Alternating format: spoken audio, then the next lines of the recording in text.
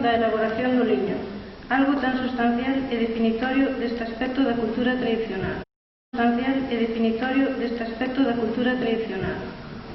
Por outro lado, recortes presupuestarios de última hora impedían levar a cabo a mostra de baile tradicional. Por esta razón, decidimos completar algúns apartados da terceira mostra, a mostra pasada, así coa exposición titulada O liño.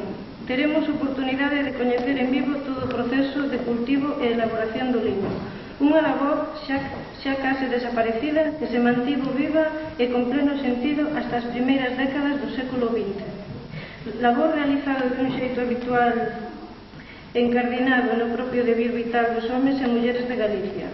Trátase dun feito etnográfico de gran importancia que a Asociación Amigos do Liño de Zas a Coruña está a realizar. No apartado de música tradicional combina dous elementos presentes, xa en anteriores mostras. Realizamos unha pequena homenaxe aos gaiteiros máis veteranos da comarca, que serán acompañados no día de hoxe por un grupo de pandereteiras de nova creación. Os gaiteiros Brisas do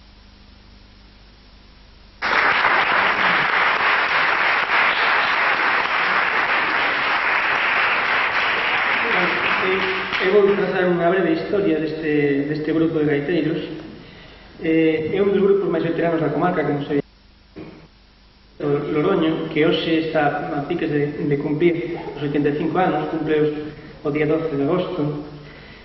É a súa verdadeira alma desde que decidiu sair ás festas alá polos anos 20. Data a cal pertence a foto do cartel desta cuarta mostra de folclore tradicional. Entre as súas cualidades destacaba, cando era máis mozo, como un recoñecido facedor de palletas que aprendera dun gaiteiro portugués. No rico repertorio musical da zona onde convivían gaiteiros e músicos tradicionais, Palla Vallada ou os propios campaneiros, etc., marcado pola sinxeira pegada dos sutelos de Montes, a quen, segundo os vellos, Lorenzo imita. Enriquecese este grupo que leva este nome porque Agustín era o arqueiro da pasaxe do río Ulla. O grupo tivo distintas formacións desde os seus comezos. Pasou por el Ramón os Arlleiras, Baldomero Casal e os irmáns Ribeiros, entre outros.